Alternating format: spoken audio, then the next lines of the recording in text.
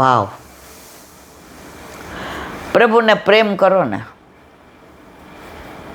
ये तो प्रेम की बात है. वो तो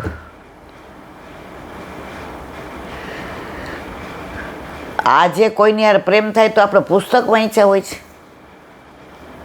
આને પ્રેમ કરવો, કેમ બોલાવવો, કેમ આંખ પેલી કરવી, કેમ હાવભાવ, આવું ક્યાંય પુસ્તકમાં લખ્યું નથી. અને છતાંય સામું જોઈએ એટલે સામેવાળો સમજી જાય કે મને પ્રેમ કરે છે અને સામે રિસ્પોન્સ આપે. તો આપણા ઠાકોરજીને પ્રેમ કરવામાં કોઈ લખ્યું નથી કે આવી રીતે પ્રેમ કરો, આવી રીતે ભાવ કરો. એક વૈષ્ણવ ઠાકોરજીને પોઢાડે ને એટલે ચરણ ચાપે.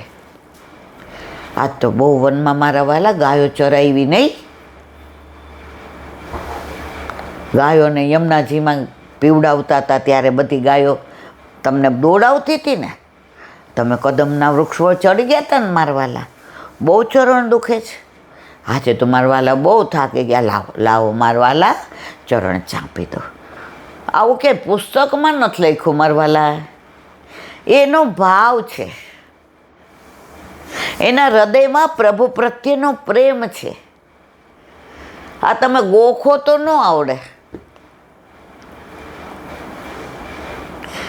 આજે માને પ્રસવ થાય, દીકરો કે દીકરી આવે તો ગયા ગ્રંથમાં લખ્યું છે એને આવી રીતે પ્રેમ કરો. એ માં એને પ્રેમ ઓટોમેટિક, એમાં દરેકમાં એક સરખો જ ન કરતી હોય.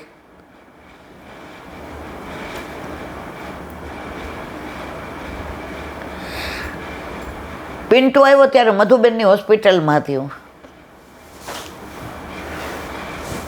તો મારા બાજુમાં એક બેન હતા ને એની ખબર કાઢવા આવ્યા.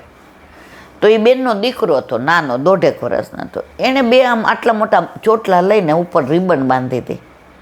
એટલે આપણને એમ કે છોકરી છે. મેં કીધું આ કેટલા 1.5 વર્ષની છે આના તો વાળ. ત્યારે પિન્ટુ આવ્યો હતો એટલે પેલા સિઝરિનમાં ઊભું ન થવાતું, બહુ અઘરું હતો. એટલે શું મેં કીધું દીકરી જ, વાળ કેવા સરસ છે. મેં કીધું, મને કે દીકરી નથી દીકરો છે. મેં કીધું તો તમે તો આ ચોટલા વાળીને. એ કે ઈલાબેન મેં છે ને એ પેટમાં હતો ને ત્યારે કલ્પના કરી હતી કે મને દીકરી આવે ને એના આમ વાળ ઓળીશ, એને આમ ચોટલા કરીશ, એને અહીંયા પીર નાખીશ. તો અમારામાં કાંઈ વાળવડાનું છે નહીં, અમે તો વૈષ્ણવ છીએ. પણ મેં મારા સાસુને કીધું 5 વર્ષ પછી આના વાળવડા આપણે શ્રીનાથજી કરવા જાશું, ત્યાં સુધી મારે વધારવા છે. એટલે મારો મનોરથ પૂરો થઈ જાય ને મારી દીકરી હોય તો કેવા હોય. તો આ ક્યાંય ગ્રંથમાં લખ્યો જ, પુસ્તકમાં કે આવી રીતે પ્રેમ કરવો.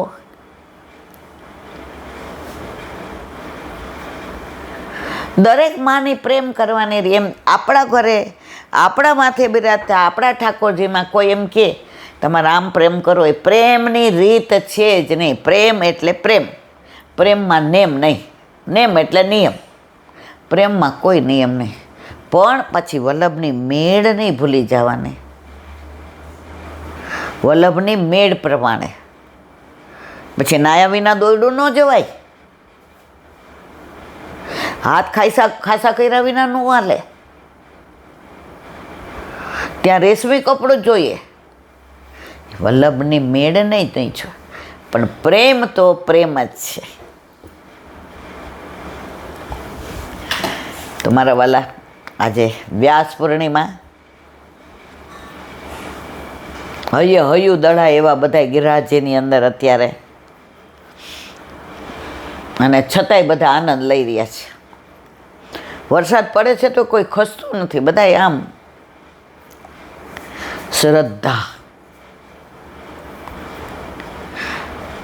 શ્રદ્ધા જે કરે ને બીજું કોઈ ના કરે.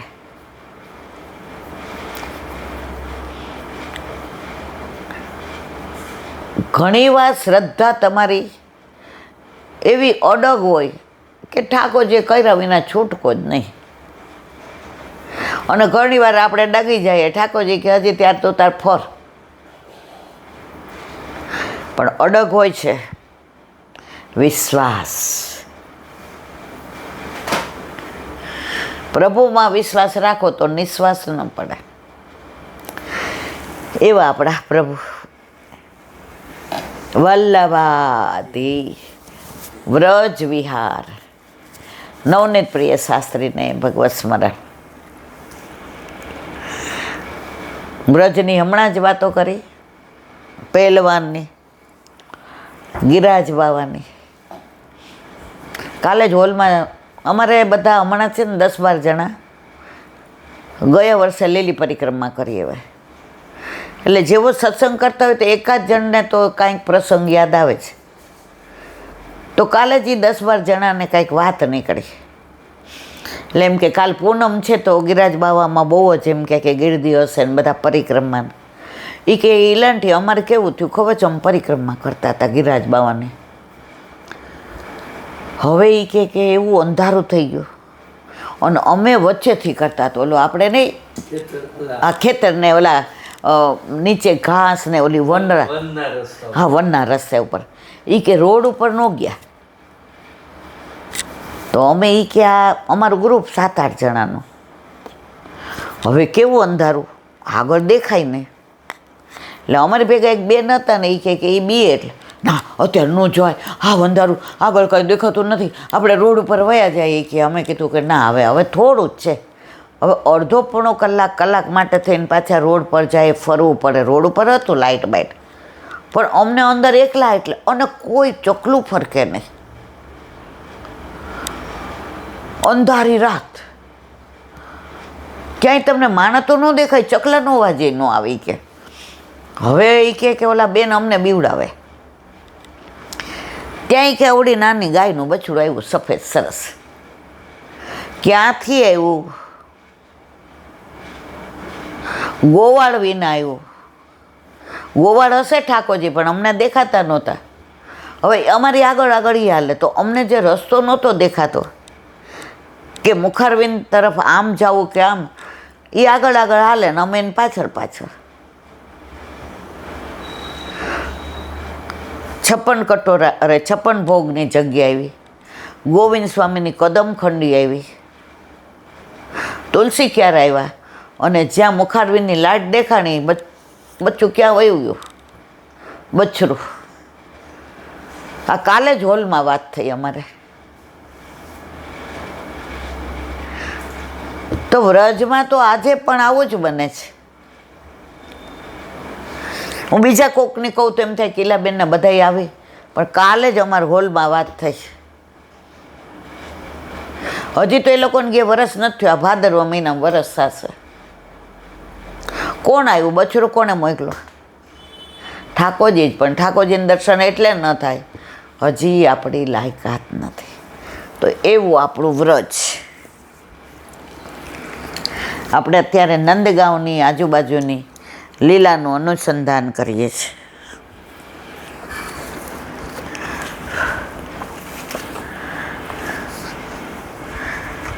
કાલે આપણે ભ્રમર ગીતનું કે ગોપીજન આ ઉદ્ધવજી પ્રત્યેક માટે ભિન્ન સંદેશ પણ લાવેલા. ઠાકોરજીને બહુ વિરહ થતો હતો ગોપીઓનો, વ્રજવાસીનો, રાધાજીનો, ગાયોનો, બછરાનો, નંદબાવાનો, યશોદાજીનો. તો ઉદ્ધવજી કે આપ તો પરબ્રહ્મ છો, આપને હોય વિરહ. અને એ આહિરાણી ગોવાળાણો, બધી ભરવાડણો, આની યારે આના માટે વિરહ કરો. ઠાકોરજી કે આને બૃહસ્પતિના શિષ્યને જ્ઞાનનું અભિમાન છે, આ મારું કામ નથી. ઊંધો ને સૂધો કરવો હોય તો ગોપીઓ પાસે મોકલવો પડે. ઠાકોરજી કે ઉદ્ધવ મારો એક સંદેશો લઈને જાય છે. એ કે તમે જઈ આવો ને, હવે જાતા આવતા વાત. એ કે ના ઉદ્ધવ મારે કામકાજ બહુ છે. એ કે સવાર જઈને બપોર પાછો. ઉદ્ધવજીને મોકલે છે ઠાકોરજી. બધા માટે અલગ અલગ સંદેશા હોય છે, અને બધી પોતાની યુથમાં બેસી જાય છે. અને હવે કહે છે આ ઉદ્ધવજી પ્રત્યેક માટે ભિન્ન ભિન્ન સંદેશ પણ લાવેલા. શ્રી ગોપીજન પોતપોતાના યુથ પ્રમાણે જુદા જુદા બિરાજેલા. તેથી અહીં જુદા જુદા ચોક છે. તીવ્ર વિરહમાં ભ્રમર, ઉદ્ધવજી, કાલ એ ત્રણેયને ઉપાલમ દેતા ભ્રમર ગીત ગાયેલો. ગોપીઓને આટલી ચોપડાવી છે, ઠાકોરજીને, ઉદ્ધવજીને. હવે ડાયરેક્ટ તો કહેવાય નહીં. ભ્રમર આવ્યો, બે ભ્રમરને સંભળાવે અને ઉદ્ધવ સમજી જાય અને ઠાકોરજી સમજી જાય કે આપણા માટે જ. પહેલાંના જમાનામાં એવું હતું, કહેવાય વહુ ને સંભળાવાય હાહુ ને. અત્યારના જમાનાનું કાંઈ માન નથી કેવું. આપણે ઘણીવાર કોઈને ન કહી શકતા હોય ને તો બીજાને ટોન્ટ મારી દઈએ, એટલે જેને કેવું હોય ને સમજી જાય. એટલે એને ભ્રમર ગીત કોને સંબોધીને ગાયું? ભ્રમરને. પણ સંભળાવતા હતા કોને? ગોપીજનો, ઉદ્ધવજીને ને ઠાકોરજીને. બધાએ એકવાર ભ્રમર ગીતને આમ છણાવટથી, આપણે જ્યારે સુબોધીની જેમાં આવશે, હજી આપણે તો બહુ પાછળ છીએ, દસમ સ્કંદની લીલાઓ ત્યાં સુધી ઠાકોરજી જીવતા રાખે તારું. એ જે છણાવટ કરે છે, ભ્રમર ગીત, ગોપી ગીત, વેણુ ગીત, આ બધા ગીત છે. એક મહિષી ગીત છે. મહિષી ગીત વ્રજ લીલાનું નથી, એ દ્વારકા લીલાનું છે. એ પટરાણીઓ ગાય છે. એ જ્યારે આપણે સુબોધિનીજી આવશે ત્યારે આપણે એનું વર્ણન કરીશું. ગોપીજન અને ઉદ્ધવજીના સંવાદના અનેક કીર્તનો પ્રસિદ્ધ છે. કીર્તનોમાં અષ્ટસખાઓએ બધી લીલાને ઉઘાડી કરી છે. એનું કારણ શું? ભાગવતમાં સુખદેવજીએ જ્યારે રાસલીલાની વાત કરી ત્યારે પરીક્ષિતને સંશય થયો. પરબ્રહ્મ આવો, પરમાત્મા, દારાગાર બીજાની સ્ત્રી. અરે સુખદેવજી સમજી ગયા આની પાત્રતા આટલી જ છે, એટલે આને આગળ હવે આ વાત કરાય નહીં. હવે એ લીલા બધી અધૂરી રહી. તો વલ્લભે જે આ અષ્ટસખાઓ હતા એ અધૂરી લીલાઓ બધી અષ્ટસખાઓએ પોતાના કીર્તન દ્વારા ઉજાગર કરી. ઘણી વાર સવારે હું કીર્તન ગાતી હોય ને તો તૃપ્તિ કે મમ્મી આનું કોણ? કીર્તન 3 કે 4 લીટીનું, કલાક ભાવ ચાલે. અષ્ટસખામાં એટલું સામર્થ્ય, જે લીલાના દર્શન કરતા એ જ લીલાનું વર્ણન, એનું પ્રમાણ. સુરદાસીને નેત્ર નહોતા, છતાંય જેવા શ્રૃંગાર ને આભૂષણ ને વસ્ત્ર ને એ પ્રમાણે જ વર્ણન. તો ગિરધરજીને ને બાલકૃષ્ણજીને શંકા ગઈ કે આ કેવી રીતે? આ પ્રસંગ મેં કયો છે હમણાં જ અઠવાડિયા, એટલે વર્ણન નથી કરતી. તો નવનીત પ્રિયાજીને ખાલી ગ્રીષ્મ રહેતી આટલી નાની મોતીની માળા ધરાવી. એ કે હવે ખબર પડશે કે ક્યાંથી બોલે છે. દર્શન ખુલ્યા એટલે ગાયું સુરદાસી, આજ તો હરી નંગમ નંગા. ગિરધરજી કે અરે બાલકૃષ્ણ જેવી લીલાના દર્શન કરે છે એવી જ લીલા ગાય છે. તો અહીંયા પણ ગોપીજ અને ઉદ્ધવજીના લીલાના સંવાદના અનેક કીર્તનો છે, અને કીર્તનોમાં એટલા બધા ભાવ ભર્યા છે. ભાવ જાણીએ ને તો કીર્તનનો આનંદ આવે. પછી ભલે બહુ મારી જેમ ગાતા ન આવડતું હોય.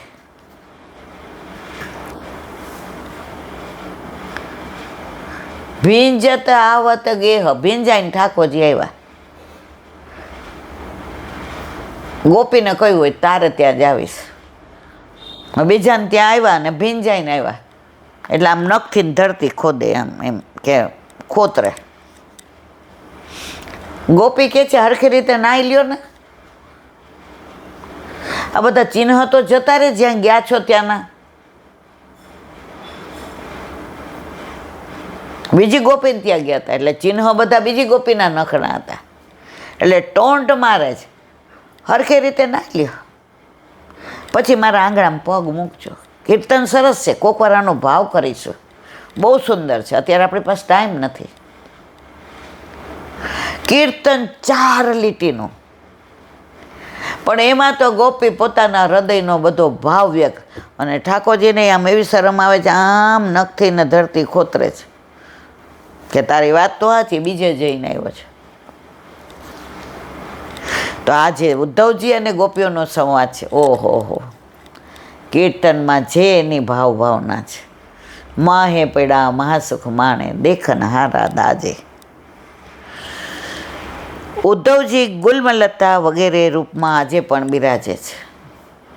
એ કે બીજું તો મને અહીં કરશે નહીં, કારણ કે મેં કાંઈ એવા અહીંયા મને વ્રજમાં સ્થાન આપે એવું મારું કોઈ કર્મ નથી.